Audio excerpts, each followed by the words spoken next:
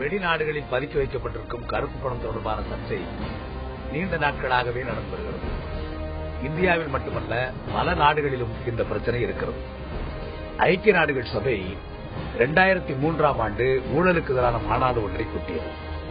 அதில் பங்கேற்ற ஐநா உறுப்பு நாடுகள் ஒரு நாடு தங்களது பணம் மற்றொரு நாட்டில் பதுக்கப்படுவதாக புகார் அளிக்கும் பட்சத்தில் அந்த புகாரை விசாரிக்க சம்பந்தப்பட்ட நாடு ஒத்துழைப்பு அளிக்க வேண்டும் என ஒப்புக்கொண்டன.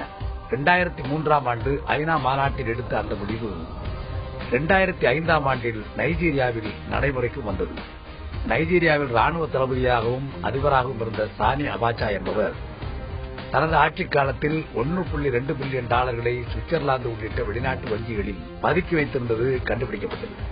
அபாச்சாவிற்கு பிறகு நைஜீரியாவில் ஆட்சிக்கு வந்த புதிய அரசு கேட்டுக் கொண்டதற்கிணங்க சுவிட்சர்லாந்து உள்ளிட்ட நாடுகளின் ஒத்துழைப்பின் அடிப்படையில் அபாச்சா மற்றும் அவரது குடும்ப உறுப்பினர்கள் பதுக்கி வைத்திருந்த பணம் கைப்பற்றப்பட்டது. இந்தியர்களுக்கு சொந்தமான $1.4 டிரில்லியன் சுவிஸ் வங்கிகளில் பதுக்கி வைக்கப்பட்டிருப்பதாக சில செய்திகள் வெளியாயின.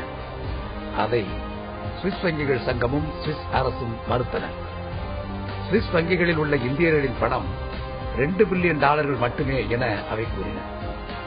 2012 பிப்ரவரியில் சிபிஐ உச்சநீதிமன்றத்தில் தாக்கல் செய்த அறிக்கை ஒன்றில் இந்தியர்களின் பணம் $500 பில்லியன் அளவிற்கு வெளிநாட்டு வங்கிகளில் பதுக்கி வைக்கப்பட்டிருப்பதாக கூறப்பட்டது.